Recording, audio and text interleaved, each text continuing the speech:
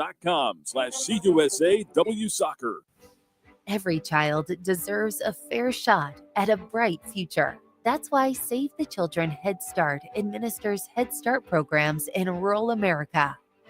We leveled the playing field early, helping children start school strong, stay strong, and unlock their full potential. Because education is the best path out of poverty. Learn more at savethechildren.org/headstart.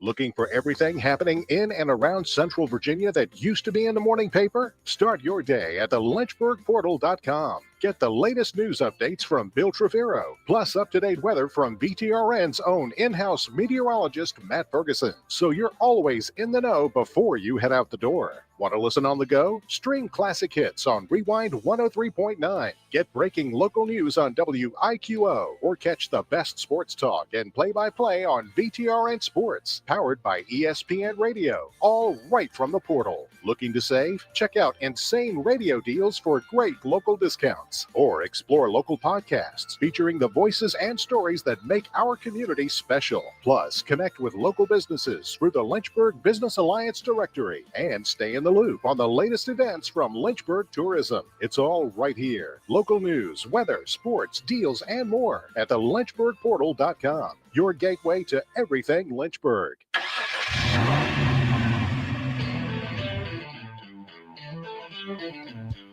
You're stepping into the fast lane on the VTRN Sports app, 93.3 FM and 1320 AM Lynchburg, or by asking Alexa or Google Home, open VTRN Sports Lynchburg. Now, take the fast lane through the topics that matter across the Commonwealth. This is the Fast Lane with Ed Lane. There's that great phrase from high school cheerleaders everywhere. Hustle and heart will set us apart. One of the favorite sayings that you see. You may have seen others that are out there. It always cracks me up whenever you're in this spot where you're at a high school sporting event and you go, wow, the cheerleaders came up with that. But, hey, that's the point of and beauty of different high school sporting events. But we're going to take that saying, as much as we might have made fun of it for a split second here in the fast lane, because the funny thing is, it is very much applicable to what you may have witnessed with your ears on Friday night because you listen on the VTRN Sports app, and what you might have seen on Saturday, or if you're like me, you also listened to it, including a friend of the fast lane, Ahmad Hawkins, who's the color analyst for the Virginia Cavaliers. Hustle and heart will set us apart. Part of the reason is the aesthetics of what we saw over the weekend were not spectacular. I get it. Virginia Tech topped the 40-point mark in their win in double overtime against Cal. I understand that. Virginia, for the third time this year, managed to come away with some kind of victory in overtime. They're now 3-0. West Coast Superfan Ben gets the shout out of the day in the fast lane. The best NIL investment Virginia may have made was Lady Luck, because they're now 3-0 when going beyond 60 minutes of action. I guess it's just, is it 60 plus? Is that how you term it, since there's no time in overtime, TJ? Is that the most appropriate way? Yeah, I think that's correct, 60 plus. So we'll just go with 60 plus. Virginia, they are 3-0. And let's start there with the Virginia Cavaliers, because that's the game where you and Ty Tracy were, Ty also representing Legacy Maker Sports, but you representing the Virginia Talk Radio Network in your college campus tour of the fall. Yeah. You're in like every campus in the Southeast. I mean, literally. Yeah. From Charlottesville on down. Have you been to JMU, by the way, this year? Oh, I want to. I've got to figure out which game I can go to. I think Marshall's in a couple of weeks on a Saturday. That might be one. Yeah. There are other options out there. I'm just kind of brainstorming in my head. I wanted, if it weren't for engagement photos, I would have gone to ODU. But obviously that was more important. Business-wise, missed opportunity. Yeah. Long-term wise, probably the right call. Oh, yeah. We'll understand. I get it. Brenda might not have been a big fan of, blowing off the engagement photos. Oh, no. No, she was already worried when I went to Durham early in the morning, so. It's okay. You made it back in time. I did. Take a breath, Brenda. TJ's got this. Come on. You know how we roll. Welcome to the club, baby. I say baby generically. She's yours, obviously. Yeah, no. But the Virginia Cavaliers victory, Yeah. their offense has looked out of sync the last 3 games. Louisville, overtime win. Washington State, safety gets them the victory. I know they had the 9-play, 97-yard drive capped off by the touchdown run that made it 20-17 against Washington State. But it was largely dormant before that. And then against North Carolina, it did not look good offensively for Virginia. And we can dissect that later this week in the Fast Lane. Absolutely.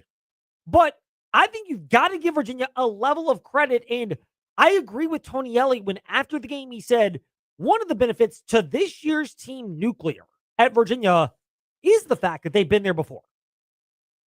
That's what I told the guys, man. We've been here before, right? This is unfortunately this is what we do, right? We take it all the way down to the end, but and I can sense the same, just like the same attitude and belief as I did in the Florida State game, and I think that kind of started it. And then it carried over into the Louisville game, and then today. So the guys just had confidence that we're gonna play however long it takes, and that's one of the bedrocks of our program is we play 60 minutes or however long it takes to find a way to win the game. And to Virginia's credit, they've shown that level of toughness this year. It's the hustle and heart setting them apart. Now, this is not sustainable. Like you can't keep going to overtime and going down to the wire and your offense continuing to sputter and expecting it to not backfire. Like there are enough games on the schedule coming up for Virginia where they could theoretically win all of them, but they could theoretically, and probably will if they play offensively this bad, lose one of these games. At Cal this coming weekend, Duke is still left on the schedule. The Virginia Tech Hokies, I get it, they're not great this year, but more on them in a moment. They are playing with a level of tenacity that they will make you sweat in a close game against Blacksburg or in Blacksburg North in Charlottesville would create another, here we go again type moment for Virginia fans. So I'm worried about that Wake Forest game, Ed. That worries me. I don't think that's a bad call, TJ. I think it's a very good call. Wake showed over the weekend. They will muck a game up. They will make it ugly. 13-12 against SMU was hardly an aesthetically appealing game. Again, hustle and heart setting them apart because we're not winning beauty contests here. This is not TJ and Brenda's wedding photos, or maybe I should reframe it, Brenda and TJ's wedding photos, because we know who takes priority when it comes to the wedding. Yeah. Sorry, TJ, just You're keeping it real. You're right. It's Brenda, not you. We love you, Brenda. So the thing is, for Virginia, there are trap games at some point, and you keep flirting around with this, it could bounce back to bite you. But in the moment, they do deserve a level of credit for showing the level of toughness. And Tony Elliott alluded to that, really expounding upon that afterwards. It's 3 years in the making. Back in, I guess it was it 23 where we lost 5 games by 1 score or less, right? So we were on the other side, right, of that. So I think that helped us because we learned a lot, right? So what we learned in those situations is that it's much easier to lose a game than it is to win a game, right? If that makes sense. And then we were making some costly, critical mistakes to cost us games where I think now we're capitalizing on it if an opponent makes a mistake or we're making the plays because of the belief of the young men in that locker room. So part of it's winning on the margins. Mm-hmm. As Tony Elliott said to Ty Tracy and TJ Wilkerson, among other less distinguished members of the media. Sorry to David Teal and Jeff White and Greg Medea and Mike Barber, but we're going to side with our own in-house people, of course, because we love TJ and Ty. By the way, all of those are really good sources for Virginia Cavaliers coverage. Shout out to Preston from the Sabre, yes, too. Preston Willett of the Sabre, CavsCorner.com's Justin Ferber and Brad Franklin, and of course, our guest at part 1 of covering the Commonwealth, Jerry Ratcliffe. Yes, all of them. We love TJ and Ty, so they get the benefit of the doubt this week. The point of the matter, though, being for this Virginia-North Carolina game, this is just where they are right now to an extent. Now, I think it's reasonable to say they do know how to win close games. When you not only have a transfer-heavy roster, but a lot of those transfers, go to a Virginia game or just pull up their website, and you may have noticed this looking at their roster. I don't know what North Carolina provided. I'm sure there was no 2 deep because Coach Belichick, unlikely to provide 2 deeps to do anything to assist anybody in covering his team in a positive manner. Not that they couldn't use the help, but hey, to each his or her own. So for North Carolina, they probably didn't. But for Virginia, if you look up and down the roster, the volume of guys that are 6th or 7th year players, there is an inherent knowledge of how to do the little things right to win the game, how to properly stretch out the ball as opposed to improperly doing it. It cost North Carolina twice. One fumble around the goal line that resulted in a touchback to Virginia, another fumble or another one, which was the last play of the game that they couldn't quite get across the goal line on that peculiar play call of throwing it over to the short side of the field and across the body to a back that was not even, or a pass catcher who was not in the end zone. I mean, I get it. We can't question Belichick, who's won, 6 Super Bowls as a head coach and 2 more as an assistant. But, I mean, you're the head coach. You gotta have a little bit of veto power that you would have to execute in that situation. Just my 2 cents on that. For North Carolina, though, you question it. For Virginia, it is where those little things do add up, and it showed in their ability to win that close game. A lot of it is going through, being on the other side. And they say when you're building a program, you have to first learn how to lose close and then win close. And I think because of the experience that we had in the past, it's helped us, where we are right now. It is. Yeah. And it looked like it from our perspective. Yeah. Did you notice that lack of panic from Virginia, despite the fact that, once again, things were not going well for them offensively, and once again, they're in one of these close games? It didn't look like they were panicking. It looked like they were just more frustrated that they couldn't get the ball where it needed to be, it felt like. And yeah, it just looked more like frustration, but they overcame it. And I'll say one of the best offseason moves Virginia made this year was being able to maintain Cam Robinson, because since he's come back from injury and played in the Florida State and beyond, he's been amazing weapon for this team. He has. I mean, he's the multi-purpose linebacker that they use all over the place. He can stop the run. Obviously, we saw that with the safety against Washington State. They can deploy him in a pass rushing role. He can drop back into coverage on backs and tight ends. Not all of them, but enough of them to make him very useful in that regard. And you combine that with Mitchell Melton. And, I was wondering, all right, he's a 4-star from Ohio State. He's a grad transfer. He really wasn't a key part of that national championship team. They had a lot of other great defenders, 2 of them, Sonny Styles, and the other linebacker whose name escapes me for Ohio State. But they're 2 of the better linebackers in the country to go with Caleb Jack Downs. Sawyer? No. Well, Jack Sawyer was last year. They got another one this year. Who's going to be a first-round pick in the NFL draft. But whatever. Mitchell Melton's one of those guys that came to Virginia, and you're like, is he there because he just didn't see the field, and maybe he'll blossom into a 4-star talent, maybe not.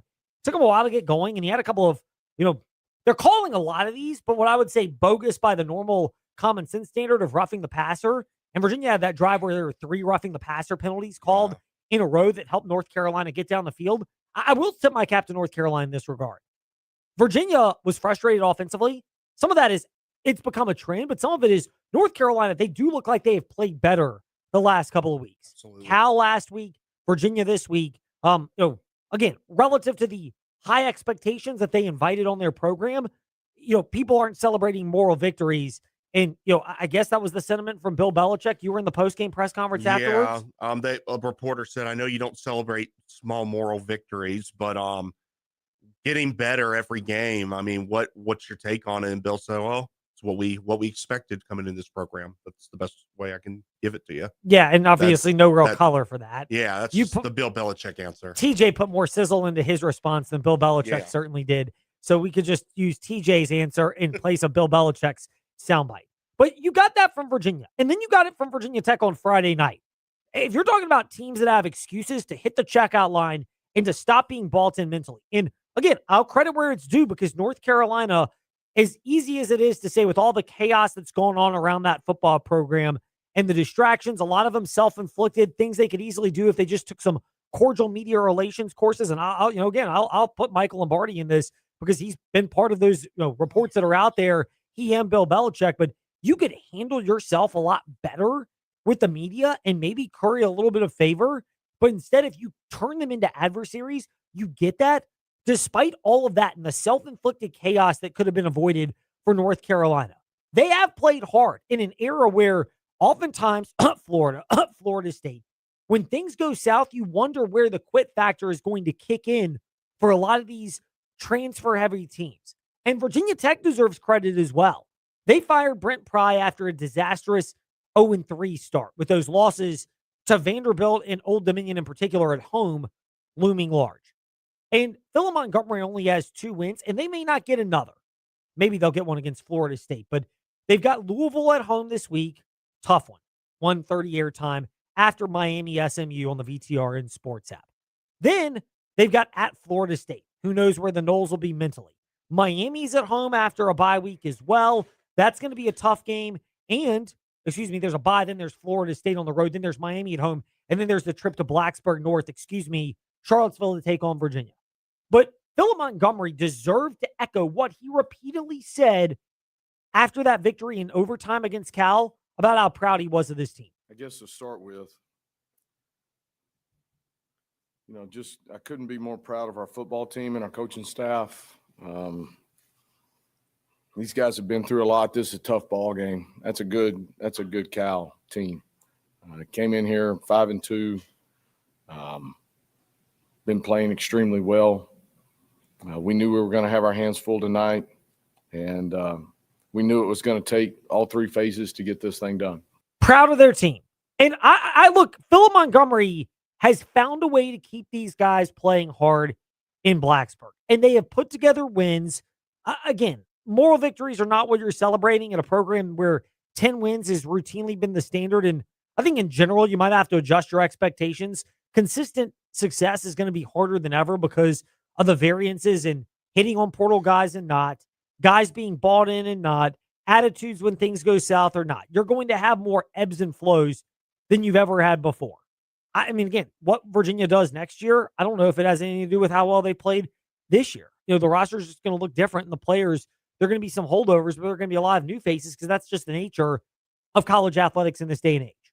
But for Virginia Tech, the fight they showed, particularly when they had the early lead 10-0, gave up 20 unanswered to Cal, and were trailing 20-10 late in the second quarter, but never gave up.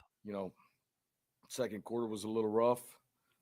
Come back, we're down 10. And then the second half, I thought our guys just stepped up and just continued to battle, continued to fight. They were resilient all game long. And I couldn't be more proud of our football team and our coaching staff and the way they've stayed together and welded together. They did. I mean, to Virginia Tech's ever-loving credit, even the Georgia Tech loss, 35-20. And it was really 35-14. They fell down 14-0 pretty quickly in that game. And there was no doubt Georgia Tech, they were not just in the lead the entire way, they were in control of the game the entire way. But a team that's checked out would have lost that game 56-7. A team that's balled in is going to fight through that game and made Georgia Tech earn it and hung around and found things to build on for the next week and have continued to do that. And it's not always pretty.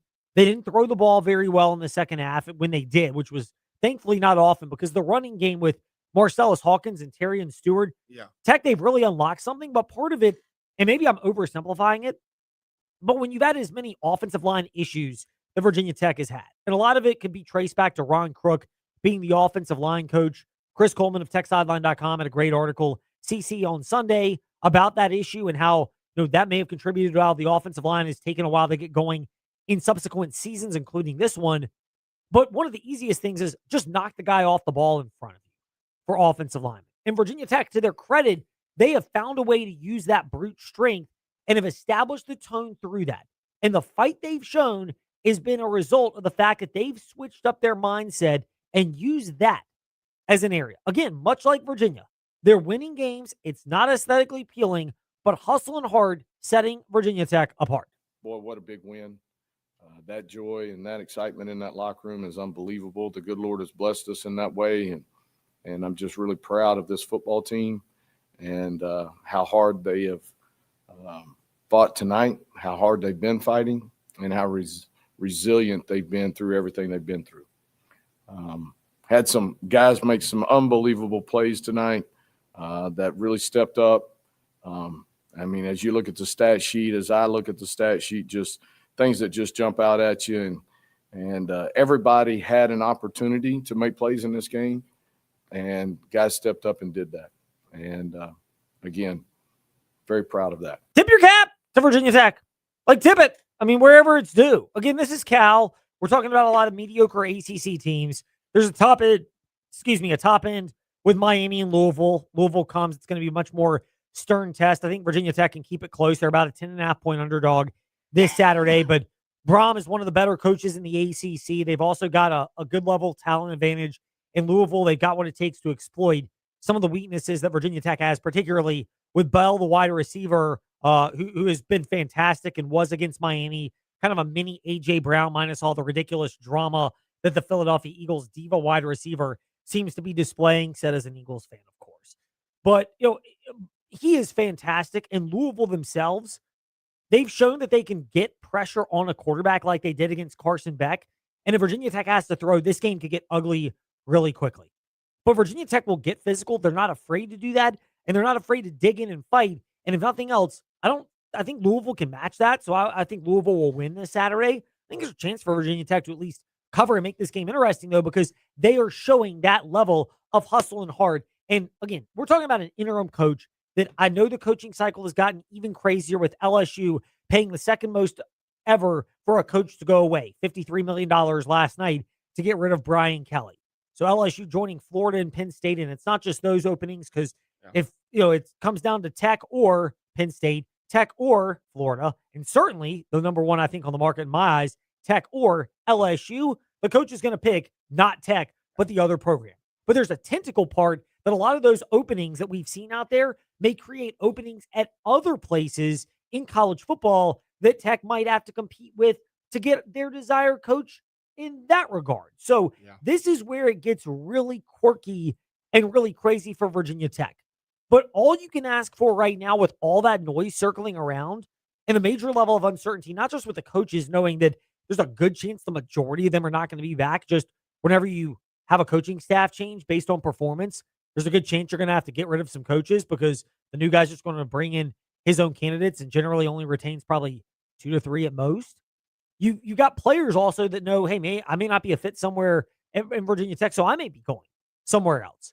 And yet, despite all that uncertainty, rather than letting it get to them, they buckled down. And I know you can't really redshirt now, and they're past the redshirt window of 30 days from a coach being fired. But to their ever-loving credit, Tech deserves it for fighting your way through this situation. Meanwhile, when we return to the Fast Lane, our guests will battle through our questions. I don't think they're really that hard, but we had to use a convenient, cheesy segue. So we'll cover the Commonwealth, your teams and topics next. JMU looking ahead to the midweek game tomorrow night. Then Virginia and Virginia Tech, plus the Commanders' Seawall on site, present in the press box, as she calls it. She's already there in Kansas City for a game you'll hear starting at 7:30 p.m. tonight on the VTRN Sports app in the Lynchburg area. That being the Washington Commanders and Kansas City Chiefs. And then after all that, or before all that, we'll talk NASCAR at Martinsville playoffs with Michael Massey of FrenchStretch.com. All that still to come here in the Fast Lane, 93.3 FM and the VTRN Sports app.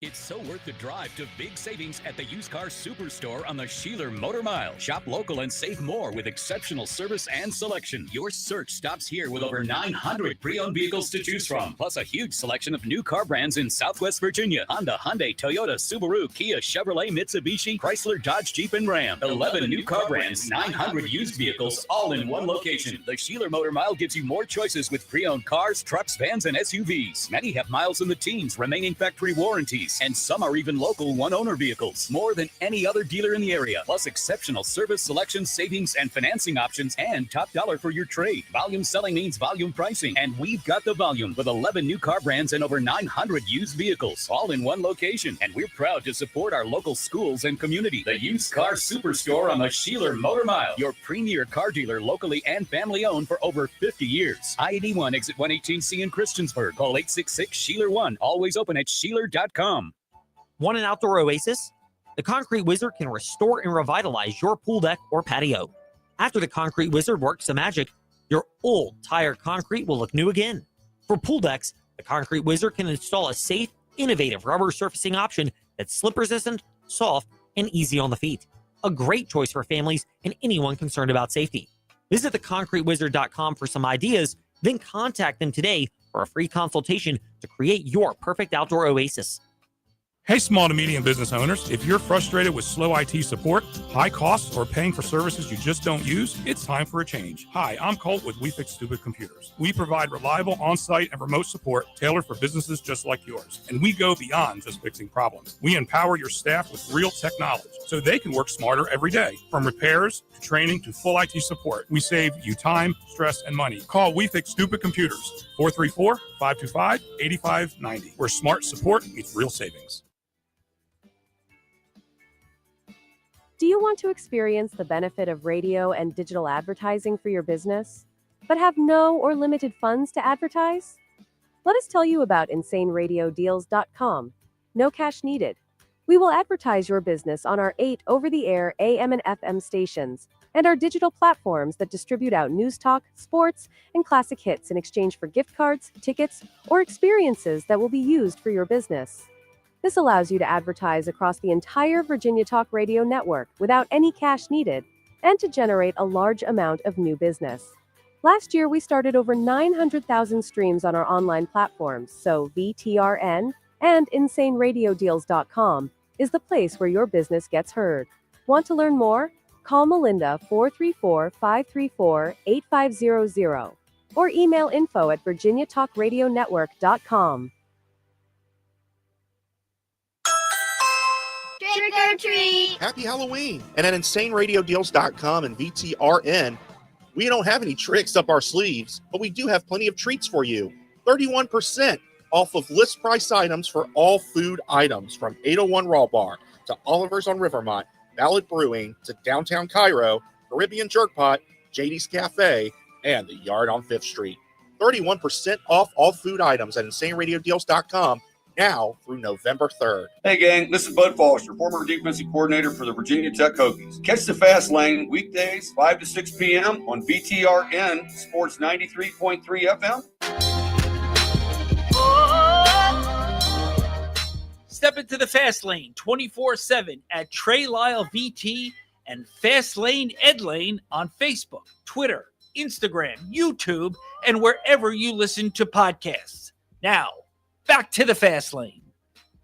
One's not bad, neither is two. What do we mean by that? Well, the one part we'll get to in part one of covering the Commonwealth in just a moment. But two is the seed for the Liberty Flames women's soccer team when they get ready. They will be the starter for the Commonwealth USA Women's Soccer Championship Sunday, November 2nd, this coming Sunday, through next Friday, November 7th, over at Osborne Stadium, hosted by Liberty University.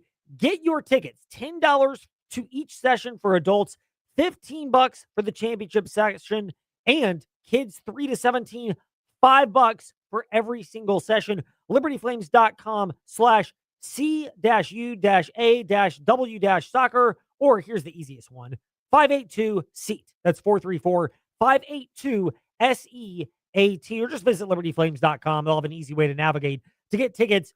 Fun soccer-filled experience, and Liberty La Tech kicking off the Conference USA Women's Soccer Championship next Sunday, or this coming Sunday, through next Friday, starting this Sunday at 11 a.m. over at Liberty University. That was the part two, because Liberty, they are seeded number 2. The one part in part one of covering the Commonwealth.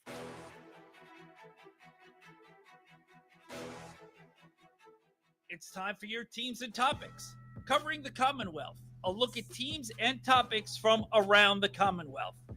Let's start with the JMU Dukes. One is not too bad. One midweek game for the JMU Dukes. It's tomorrow at Texas State at 8 p.m. Joining us now to discuss that and more on the Dukes, Shane Metlin of DNRonline.com and at Shane_DNR Sports. Shane, one midweek game really is not that bad if you're JMU, correct? Especially when you've got a bye week to prepare for it, and it's sandwiched right before you'll get an extra set of time for your next road game, but a much easier one at Marshall next Saturday. Yeah, I think it works out perfectly where it is on the schedule, and I think that was intentional too. Like you said, they got a bye week to get into it, and then the next Saturday off.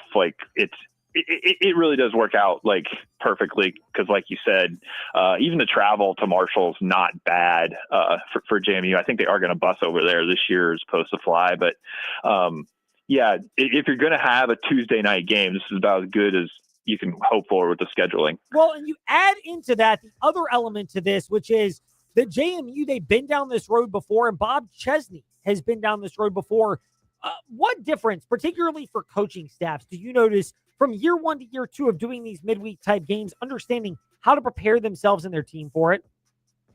Yeah, I mean, I think you just learn a little bit more about everything when you've been at the FBS level for the second year. Whether it be like having the TV games that change what your week looks like, or a few other things. They did have a Friday night game earlier in the season. I don't think that threw them off quite as much. This almost ends up giving you like a little extra time. It'll cut down on your prep for the next one, but not by that much. So I think they've learned quite a bit about how to handle some of these things, and they played better on the road this year, I think, overall, which I think has been an improvement from year one under Bob Chesney. Shane Mettlen, DNRonline.com, with us in the fast lane. Shane, the other part to this is Alonzo Barnett. We mentioned it last week, but the fact that he is back to being the dual threat that many people expected him to be at some point this year when he would recover from his knee surgery. Do you anticipate that trend to continue? Yeah, probably. I do wonder, if what we've seen here the last couple of weeks has been him kind of turned loose. Maybe they were taking it a little bit easy or careful with him early on. And, thinking they're probably going to be able to do more of the dual quarterback thing with Matthew Sluka that they just kind of have not done as much here recently. It's been Barnett's show, so we're seeing just more and more from him, I think, in the running game and stuff. Leave him in for those situations, but he's also had some big runs on, first downs and things where, it wasn't necessarily set up to be a running situation. So we're just kind of seeing, I think, the full package with him at this point. How intrigued are you by this coaching matchup? Bob Chesney and G.J. Kinney, two of the younger coaches that both get labeled as the potential next head coach for Kinney maybe at Oklahoma State, and Chesney perhaps down the road on 81. Yeah, I mean, it is the two guys here over the past couple of years that have definitely gotten their names mentioned for those things. More so probably for Chesney this year because, he is in his second year and off to such a good start. But, for G.J. Kinney, I think there is maybe a little bit to prove for him in this coaching matchup. He's the highest paid coach in the Sun Belt, and they're 0-3 in the league right now. So, we'll see. I think they're going to come out with, throwing everything they have at JMU in this one because they have gotten off to, you might say unlucky start. They've lost a lot of close games, but this is one Texas State really needs. Yes, it is. They could use it a lot for JMU. Obviously, it keeps their distant but not totally eliminated chances of making the playoff if they are to win the Sun Belt, which that's step number one. Meanwhile, step number one is going to DNRonline.com, and step number two is checking out Shane_DNR Sports on Twitter for Shane Mettlen, who covers the Dukes. Shane, thank you for your time in the fast lane. I know we can get to more basketball conversation. I mean, you've got the great article about Sun Belt teams trying to boost their net ratings, but we'll hold off on that since we've got a while to go for basketball season. All right. Thanks, Ed. Shane Mettlen with us here in the fast lane. Now to UVA. Another one. They're now 3-0 in one-score games this season are the Virginia Cavaliers. JerryRatcliffe.com founder and contributor Jerry Hootie Ratcliffe. Hootie, great to be speaking with you. Is the biggest investment that Virginia made this offseason in football in Lady Luck? I'm sorry, I didn't hear that last part. Is the biggest investment Virginia made this offseason Lady Luck? Oh, yeah, probably so. They've been pretty fortunate for sure in all these close games. It's 4 straight close games in a row and 3 overtimes. I mean, I don't think Virginia's played 3 overtime games collectively in the last 3 or 4 years up until this season. So, they've been definitely had some 4-leaf clovers in their helmets or something, but it's been remarkable. They've had I think the investments they made also in the transfer portal have paid off big time, and a lot of these guys that have come through the portal have made game-winning plays on either offense or defense during this stretch. Were you as skeptical as I was with Mitchell Melton that he's not one of the bigger name linebackers? Jack Sawyer last year, Sonny Styles, and I remember the name, by the way, TJ, it's Arvell Reese, from Ohio State this year. Mitchell Melton was not on that list of, oh my goodness, he's a surefire, high-end Biletnikoff Award winner for top defender, or, whatever the award is for the top defender in college football. Not Biletnikoff, that's for receiver. Or he's not a sure first-round pick, but Mitchell Melton seems to have been the latest one that it took a moment, but boy, he really had a big game despite some of those head-scratching, roughing the passer penalties, including Melton's name getting mentioned on Saturday. Yeah, I think I was, because some of the guys that they've brought in from the bigger programs really haven't delivered in the last couple of years. And so definitely waiting to see on him. And the fact that he was playing with a huge club on his hand from the injury didn't help. But now that it's gotten down to a more workable cast, or not really cast, but whatever it is, we're starting to see some incredible results from him. He's been disruptive as a pass rusher and made some big plays, and he's been a difference maker on that side of the football. The most impressive part of JerryRatcliffe.com is the lead article, quote, "There's got to be a cardiologist group behind all these Virginia thriller dillers," end quote. And we say that because the photo of it is like the split second that Tony Alley and Bill Belichick were shaking hands after the game. To the surprise of nobody, it didn't seem like Bill Belichick was ready to actually exchange any type of post-game pleasantries. Yeah, that's a good point. I doubt that Belichick was in a very good mood losing another football game with all the heat that he's catching down there. But, Virginia's gone from being the hunter to the hunted, and it's been, I think that's part of the reason why they're not sneaking up on people anymore. People are studying them, trying to dissect everything that has worked and try to take some of their strengths away. And that's resulted in not as many big plays and other teams, taking them to the wire. And they're playing a little banged up at certain spots. Quarterback is playing hurt, and even though it's not his throwing shoulder, it's still affecting, how they attack people, because you don't want to jeopardize the quarterback running him too much, but they've had to do so a little bit. So people are catching on a little bit. There's a lot of film out there on what Virginia does, and these smart defensive coordinators are trying to catch up a little bit and make Virginia work a little harder to score and move the football. For the fourth time in 10 months, transformational gifts for Virginia football. How big is this for Virginia to keep this momentum going in terms of not on the field alone, but financial support? It's huge, Ed. I guess a lot of us were wondering, if the NIL doesn't change and people are still allowed to go shopping the way they have the last couple of years, would Virginia be able to continue this kind of success? But with all this money rolling in, they should be able to secure their future for years to come. And so that's massive, because it's not just a one-year wonder. They should be able to continue this momentum, and they've proven that they have guys in their front office, so to speak, and general manager and scouting and personnel who have been able to go out and beat the bushes and find talent, no matter if they're from Notre Dame or Southern Cal or Alabama or Ohio State, or if they're from little places like North Carolina Central and Tennessee Tech and Elon and places like that. So I think this should make Virginia football pretty solid for at least a few years to come down the road.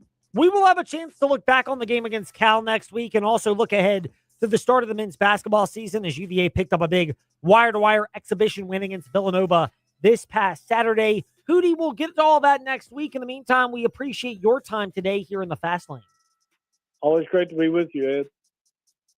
Now to the Virginia Tech Hokie. With the real D-Cunna, David Cunningham of TechSideline.com. It's always great to be with him, much like it's always great to be with all of our guests in covering the Commonwealth and always here in the Fast Lane.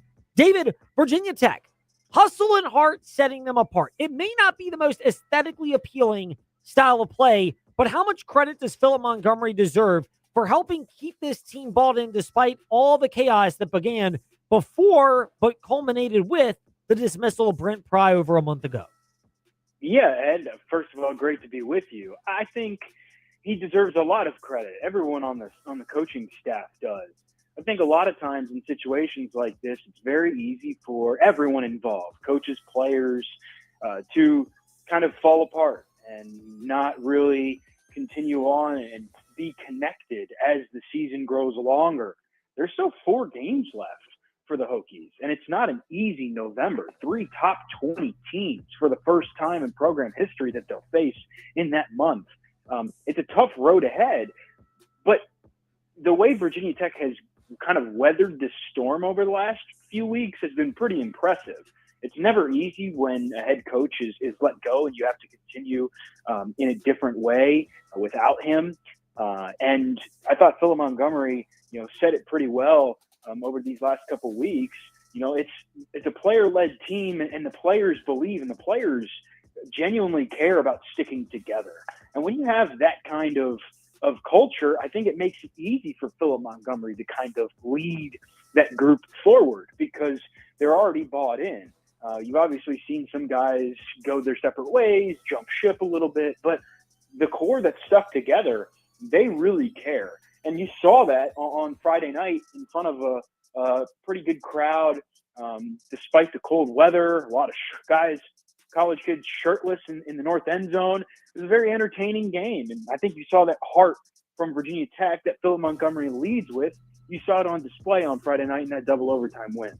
Yes, you did for Virginia Tech. The way they had a double overtime victory, they continue to hang in there and fight throughout these type of games. Do you expect them maybe not to beat teams like Louisville, Miami, or Virginia, although who knows what you're going to get out of Florida State and their level of investment in terms of interest, not financial, of course. But do you expect Virginia Tech to make these type of teams sweat? And who knows, maybe one of them does buckle under pressure. Maybe a little bit. I think the 2 road games, Florida State and UVA, are maybe the easier games left. I'm not sure. I think Miami's obviously the best team. Louisville's looked a little bit shaky at times. The Seminoles are what they are. And the Cavaliers, man, they didn't look necessarily comfortable this past weekend, shall we put it, in Chapel Hill. And I think you get down to that game where it's one game, everything to play for in a rivalry that Virginia Tech has dominated. Virginia Tech could make UVA sweat a little bit. So I think, the Hokies can put some pressure on some of these teams. The biggest thing, Ed, is the Hokies have to stick to what works. That means running the ball. And I thought you saw it really manifest itself in that second half. It turned out really well for them because what they did was commit to the run. Commit to the run over and over again. They had a stretch where they did not throw the ball for 19 straight plays. They ran 19 straight plays that were runs, and they averaged like 7.9 yards per carry. They didn't throw it basically from the beginning of the fourth quarter until double overtime. Kyron Drones, 9 of 18 only, but I thought a lot of his throws were pretty efficient. And this kind of is the way Virginia Tech is set up to win. You got to run the ball. And the way the Hokies use Kyron Drones, Marcellus Hawkins getting in on the action, that's going to be a tough attack to stop if used correctly. And I thought the defense stepped up and made some pretty big plays. Kamari Copeland, who was named ACC Defensive Lineman of the Week earlier today, he had 3 sacks as a defensive tackle. I think you're seeing some of these guys step up and make big plays. There's certainly some talent there. It's not like this Virginia Tech team is giving up by any circumstances and just isn't good. It's not necessarily sure at the top of the ACC, but I think they could give a lot of teams some trouble. It really just kind of has to be the right circumstances, and Virginia Tech has to go in with the right game plan. And it's kind of a week by week thing, but some of these teams better watch out a little bit, or Virginia Tech might spoil their season. How much of this also potential success down the stretch for Virginia Tech playing spoiler, David, is the fact that Virginia Tech, they seemingly finally have found that the way to win games is by running the football, which by default is going to shorten games as well. Yeah, absolutely. I think back to that that 2020 season when Virginia Tech played that really good Clemson team, and that obviously controversy for Virginia Tech at quarterback with a bunch of different guys playing in that game. But Justin Fuente's message was, we have to take as much time off the clock as possible to shorten this game as much as possible because Clemson is so good. In a game like Miami that the Hokies have coming up in a couple of weeks, that might be something you see where they take their sweet time and they try to run as much clock as possible because it might be the best way to win. But you have to play complementary football at the end of the day, Ed. And I think what you saw from the offense and what you saw from the defense was pretty good. Still too many penalties. What worries me the most is the special teams because that unit has not been consistent at all this year. A lot of ups and downs. This week, you have a guy catching a kickoff at the 1 yard line and stepping out of bounds. You've got a false start on a punt, and then the second attempt was blocked. Tech just has to be a little bit more crisp in that area. But I think if you continue to employ the right game plan on offense, as you said, and have guys step up and make plays defensively, I think you're going to be in a lot of games, but you can't make self-inflicted mistakes. That's the biggest thing. No doubt. Meanwhile, a couple other nuggets with David Cunningham of TechSideline.com. One of them, another big coach opening. This time it's LSU joining Penn State, and Florida is vacancies that have popped up. Florida State could be there by the end of the year. And oh, by the way, there are already others on Virginia Tech's level, thereabouts, like Oklahoma State, Arkansas, Stanford, and UCLA. Heck, Wisconsin, Michigan State, Auburn might even open up. How worried should Virginia Tech fans be about the supply and demand making it more challenging for them to land their ideal coaching candidate? I think a little bit, Ed. I think it's always complicated to hire a coach. It's never just straight down the middle, very easy. There are always things popping up. Virginia Tech has to do its due diligence, and by that I mean the search committee has to do its due diligence and find the right person. There are people out there. Is it Bob Chesney at James Madison, right up the road? Is it John Summerall at Tulane? You can go on and on and on about the list of potential coaches because there are plenty of them out there.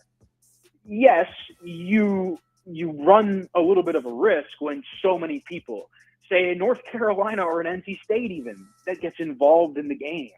Some of them, LSU per se, they're going to be higher level jobs above the Hokies, fishing from a different pond, if you will. LSU's not probably going after the same guy the Hokies are. But at the same time, if you're Virginia Tech, you have to be doing your due diligence and making sure you're getting this right. And I think, yes, if you're a Virginia Tech fan, it's natural to go, wow, so many jobs are opening up. Who are we going to get? Because we're not at the top of the totem pole. But at the end of the day, there are a lot of different ways this can go. And you have to find the right fit. You have to find somebody who has a vision for this program and what they want it to be, and also that wants to be in Blacksburg. And it takes time. It's not a quick process. I do think it complicates things a little bit to a certain extent. If you play your cards right, if you're transparent, if you go after the right candidates, if you say the right things, I think Virginia Tech looks very appealing as opposed to some of these other schools. Like, for example, Ed, you mentioned Wisconsin. The Badgers are a bit of a mess, and they're not even firing Luke Fickell right now. And they say they're not going to. Who wants to work for a potential athletic director if that is the chaos? That's without saying that Virginia Tech looks a little bit chaotic in the athletic department. But how you are perceived on the surface as a school is very important. And I think the Hokies, they've been okay there. I think they could be a little bit better. But there's certainly a lot of layers to this conversation, and there's still a long way to go. David Cunningham, TechSideline.com. David, last one for you. Pivoting way off of football, and Caleb Hinson, redshirting this upcoming season. Of course, this coincides with what will next year be the arrival of Bo Bassett, one of the top recruits, and then his brother comes in the following year. You guys had a great interview with Bo Bassett on TechSideline.com on the latest TSL podcast, not the game recap of Cal, but the one before that dropped over the weekend. How big is this? Maybe not short term, but even long term for Virginia Tech wrestling. Ed, it's huge, man. The Caleb Hinson news is very interesting. He's a national champion back in 2024, and you don't see it very often. A national champion wrestler is redshirting, but Tony Roby and this Virginia Tech wrestling program are stacking the boat for next season. Eddie Ventresca at 125, a two-time All-American. He'll be back for next year, as Tony Roby kind of announced. He's got an extra year of eligibility due to a medical red shirt. And you got Bo Bassett, a kid who just so legitimate number one prospect. And he's going to come in, and I think he could potentially be a national champion right off the bat for the Hokies. You're talking about a really, really good lineup. Tony Roby called it potentially maybe the best lineup in program history next year, where the Hokies will have a chance to return every single wrestler essentially from this past year. Almost every single one.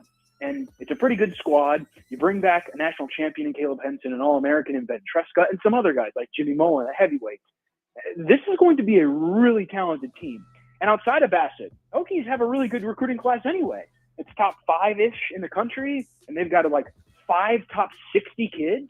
It's not just him. He's the headliner, obviously. But Tony Roby's building something special, Ed. And I'm very excited to see kind of how it manifests itself. I know this season might be a little bit different because no Caleb Henson on the mat. But at the same time, they're kind of pushing all their chips in for next year. And it's going to be really cool to see how it all plays out. Yes, and you get a sneak peek with the Bo Bassett interview on the not most recent, but one of the most recent TSL podcasts. David Cunningham, TextLiveline.com, with us in the Fast Lane. David, thank you for your time. We look forward to chatting again.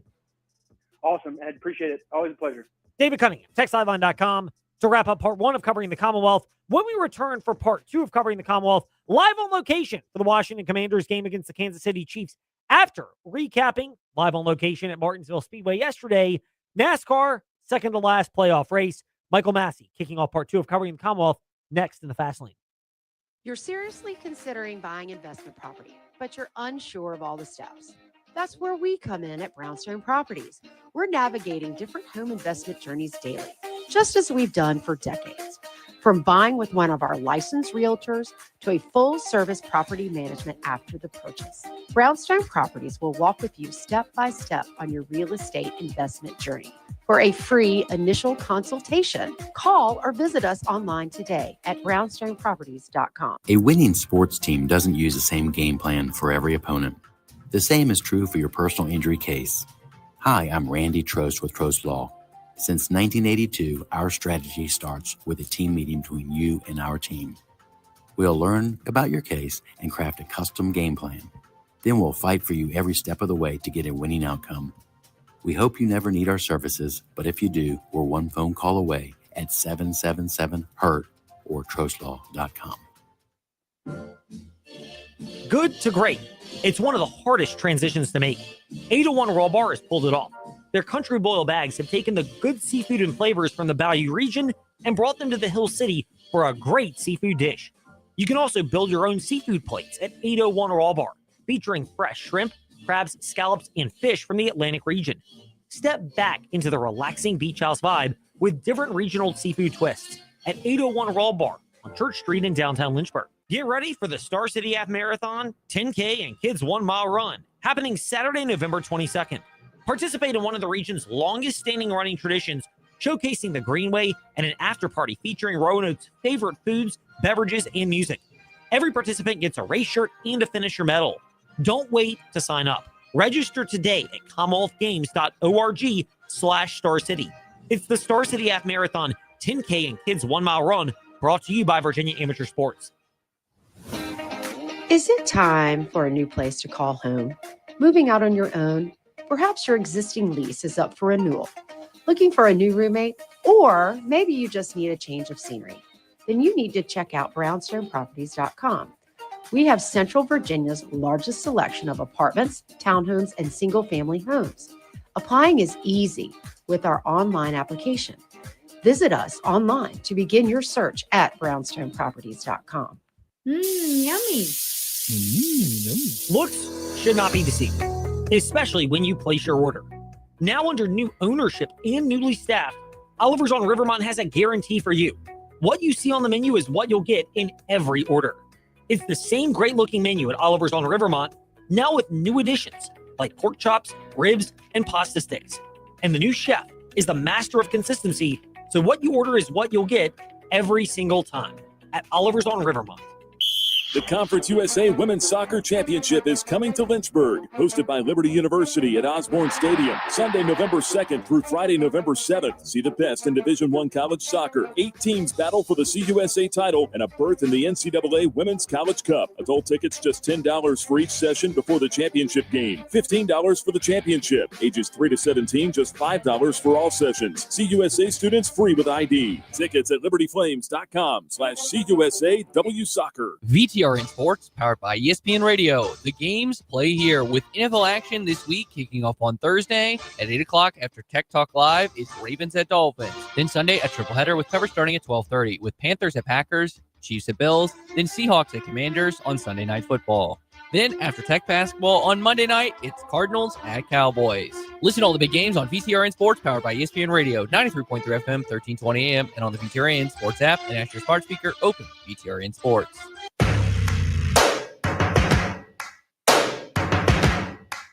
Step into the Fast Lane 24/7 at Trey Lyle VT and Fast Lane Ed Lane on Facebook, Twitter, Instagram, YouTube, and wherever you listen to podcasts. Now, back to the Fast Lane. Present in the press box. We've been able to verify that from all of our guests, and we will do so right now in part 2 of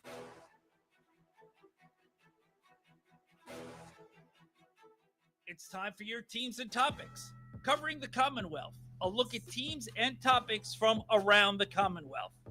Let's start with NASCAR. He was present in the press box. Actually, technically, it's the media center at Martinsville Speedway, because he then had to go up, not to the press box, but to sit in turn 2 with his, was it dad? Is that correct? Michael Massey of FrontStretch.com, so that you could watch the Martinsville race yesterday? Yeah, I was, because I went to the media center. There was this guy there that was causing all kinds of trouble. Yeah, I think his name was Ed something. Guilty. But I did go up with my dad's first Martinsville race. I went up and sat with him through the first 2 stages. Obviously, was still listening in and to the scanners as much as you could. It's so loud there though that made it tricky to do so, but. Got that bird's eye view of all the action, went down after stage 2 and, got some, there weren't really care center interviews. Nobody fell out, but like Denny Hamlin after he blew up. And then of course, after the race, on pit road, getting all the drivers down there, all your playoff drivers, plus a few extra. So we had you covered there at FrontStretch.com yesterday. Yes, you and Dalton Hopkins did have us covered for NASCAR at Martinsville yesterday at FrontStretch.com. Among the topics, we will get to William Byron momentarily as the Liberty University driver dominated and then held off Ryan Blaney. But Denny Hamlin had his issues. Chase Briscoe had his issues. Experimenting or signs for concern? I'm a little concerned. If it was just this week at Martinsville where it happened, I'd say, okay, that's a fluke thing. But for Denny, we've seen multiple instances of some kind of mechanical failure as the season's gone on. And he's already got, when it comes to the championship being on the line, he's called himself like the Black Death or something like that, or it's just anything that can go wrong will go wrong. And you just have this feeling that he'll be leading Phoenix, and then something will go wrong with the motor or something else on the car, and will cost him yet another shot at the championship. So I'd be very concerned over there with Joe Gibbs Racing and Toyota.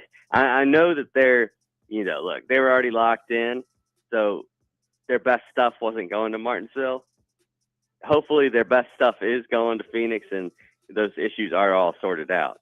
From your lips to the sports betting god's ears, because of that 28-1 Chase Briscoe to win the championship ticket, which it's not the favorite, but it's a lot better looking than it was earlier. And we'll see what happens when that race goes green Sunday out in Phoenix, as Michael Massey of FrontStretch.com is with us here in the Fast Lane. Michael, we look at the Toyota side of things. Meanwhile, the Ford side, they missed their chance. How surprised were you that Ryan Blaney, who was up there, didn't have enough to overcome the Hendrick Brigade, most notably Liberty University driver, although it wasn't his primary sponsor for the race, William Byron? Yeah, and it wasn't his primary sponsor for the race, but there were still tons of people there in Liberty gear. It felt very much like a home race for William Byron. Ryan Blaney, if you'd asked me before the race, after I saw qualifying, he won't get up there in time even if he does. That guy clawed his way to the top 10 by the end of stage 1.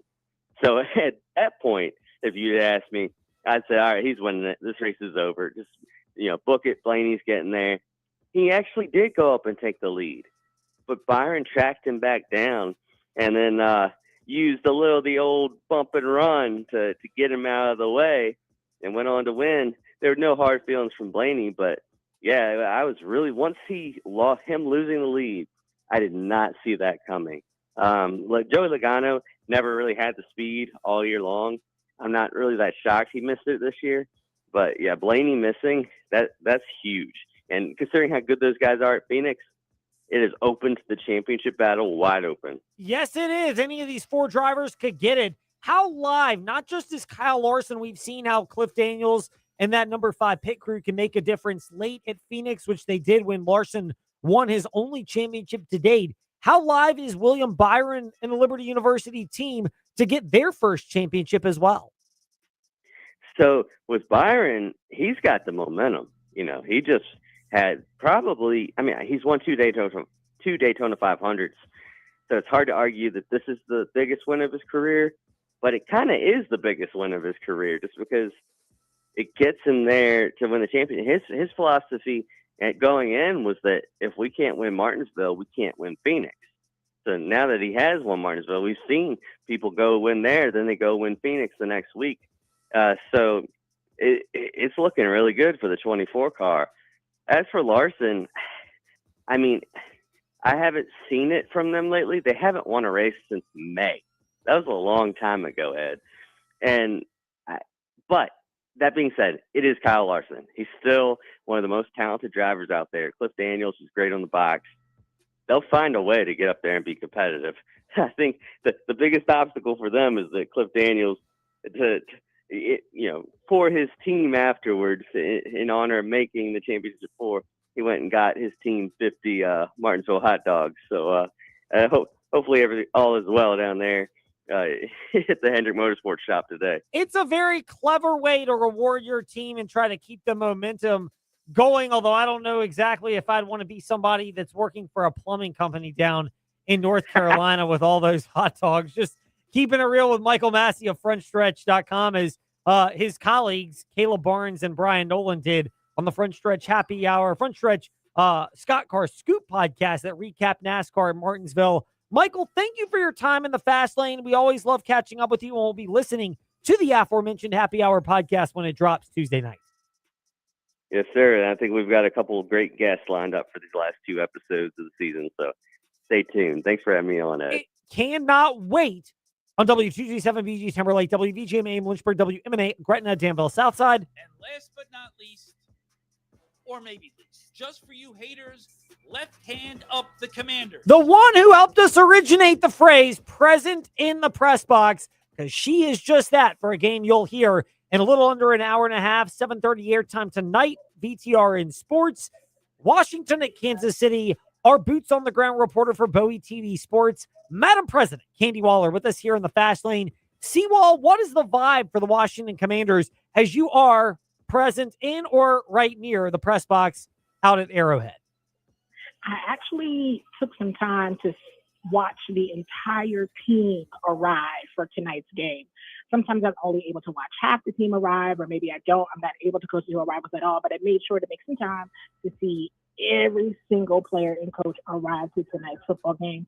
They look poised, they look focused, they look absolutely ready for tonight. They're certainly dressed for the occasion. So we'll see what happens, but they absolutely look ready for this moment. So you're confident the Commanders look ready for this moment. The next step is, what can they do to keep this game close against the Kansas City Chiefs team that are clearly rounding into form? They need to control the time of possession on offense.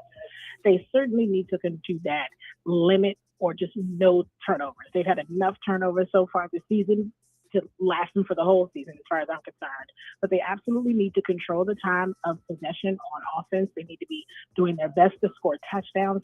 Matt Gay is not playing tonight. They just signed another kicker and had him elevated from the practice squad to the roster for tonight. So as much as they can limit that new kicker to extra points only because they're scoring so many touchdowns, the better for this outcome, particularly for the Washington Commanders. What is your projection on game flow? Can the Commanders keep this from being a low-scoring game, or are they prepared, especially with the return of Deebo Samuel and Terry McLaurin at wide receiver, to get into a shootout with arguably the best shootout team in the NFL because they've won 3 Super Bowls that way? I think they're trying to do the best that they can to have who they can play in case that absolutely happens.